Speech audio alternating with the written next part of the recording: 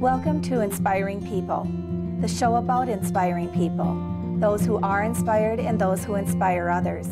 We all know them. They're good examples, they're supportive, they embrace life, they live inspiring lives in their day-to-day actions, and in turn, inspire others to do the same.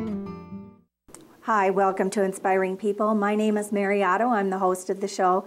With me today for part 4 of our interview is Grant Johnson. Welcome back to the show, Grant. Glad to be back again. We're having a good time here. So, Grant has talked in previous segments about the University of Minnesota, some of his experiences there.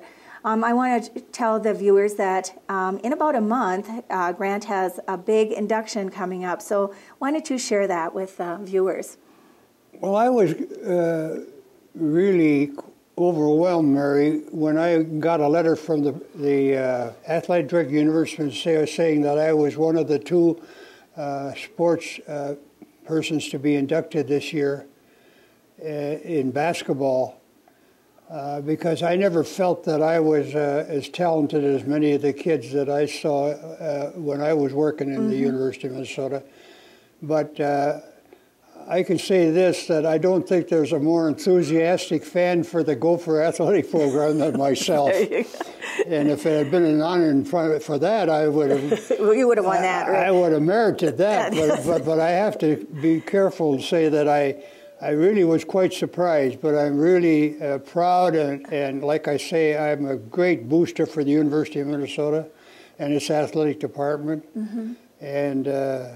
So I'm looking forward to it. Great. So that'll take place at the Ted Mann Theater in Minneapolis on the 18th. Well, perhaps there are some of the viewers who might even, is it by invitation only, or can? Well, you can. It's open to the public. Okay. Yeah. Yes. Okay. Yeah, that's right. So some of you are interested. I guess you can get tickets through the Northrop ticket office. I don't want this to sound like an ad, but I certainly want to encourage people who know Grant and have followed his career to see if they want to attend. And then also, I guess the next night, then, there's a girls' volleyball game, and you're going to be a part of that as well. Right. They invited me to be present for that, and we're going to get introduced at halftime of that game. And also on Saturday, we're going to be introduced to, they're having a football game on that particular Saturday, and we're going to have a chance to... I was also, at one time in 1951, I was the second one elected to be not president, but... Chairperson, or? Well, alumni president. Okay. At the, on the football field. Okay. And so... that was quite an honor to be selected for that, because that was done by the University Alumni Association. So I've been honored twice now that I don't really think I merit, but I appreciate it so much. Oh, absolutely. And I was reading through the criteria that for being inducted, and I just want to share that with the viewers as well. The criteria for induction into the University of Minnesota, and they call it the M Club Hall of Fame. There are 4 different categories. The first being significant accomplishments by a former student athlete. The next one is significant achievements by a former coach or administrator. The third one is significant contributions of time, talent, and resources to the athletics department by someone other than an athlete, a coach or administrator, and significant professional achievement by a former Minnesota student athlete. So definitely you fit that criteria very well. Well, I think some of those I fit fairly well. Yes. But I'm not so sure that sports is the top one. Well, let's talk about some of the other things that you've done in education. Okay.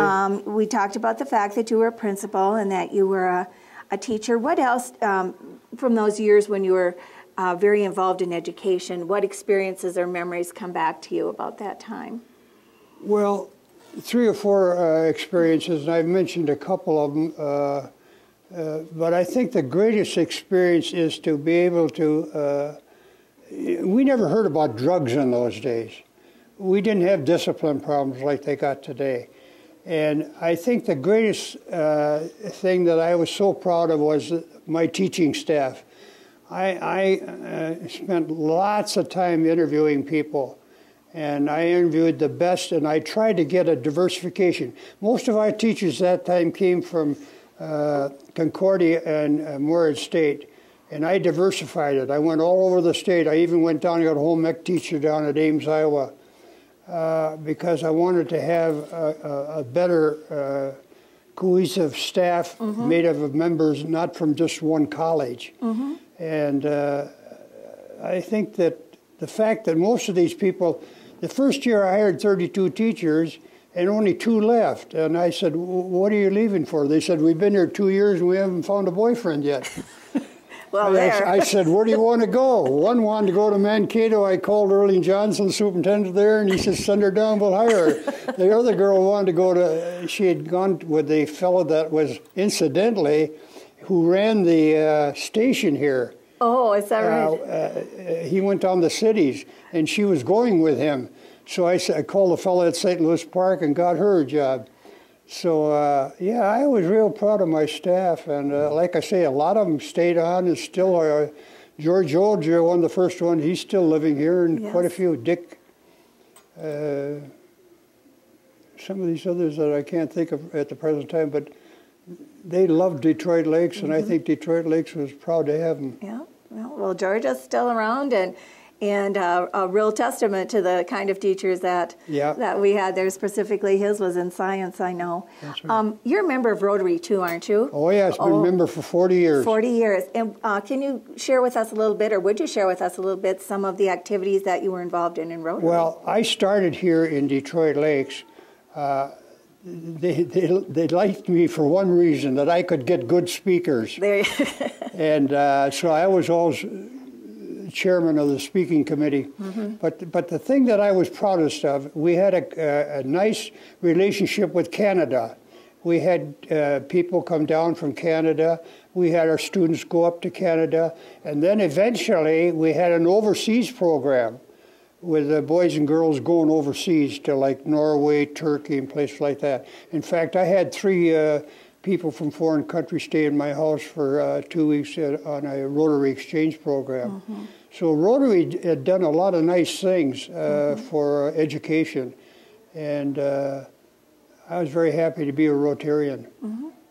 Well, and there's one other achievement that maybe would go unnoticed, except for the fact that your daughter told me about it, and that is that you have learned how to use the computer and access your family members and so on by email. So that's pretty great. How did you learn yourself, or did you take? Oh no, courses? I just took it up. My granddaughter graduated with a master's degree in computer science, and gee, she floored me. She got a job, first job for $60,000. I says, you can't get that much money. I got $147. I called my mother and says, you can't take that job. That's too much money. She says, what are you going to tell Dad, who's worked for the railroad company 30 years and makes $150? I said, I think Dad will be proud of me. But times have changed. Another thing that I'm real proud of is I write an article a week for my hometown paper. That's great. And very interesting. I enjoy it, love it. And I should mention also that you continue to give back to the library. Oh, yeah. Computers I bought 2 computers up in Detroit at 2 harbors there, and I also shared in some other nice things that for that library. I only had 2 books in my house. One was a Bible and one was a book by Daniel Boone. So I spent an awful lot of time in the library and loved it. Sure. And I know you're a man on the move also. You have your family has an RV and you go cross country with your daughter and son-in-law. Right. You are leading such a wonderful, full life, and I just am so appreciative of the fact that you take the time out to be on the show. Oh, I loved it. Great. And I'm glad. And listen, I'm one of the proudest people ever that I came to Detroit Lakes, and they treated my family and me so wonderfully well. And I've got lots of friends here yet. You do. And at my age, I was born in leap year. Oh. So I'm actually only 23 years old. There you go. There you go. Well, Grant Johnson, you certainly are an inspiring people. Thank you. You bet.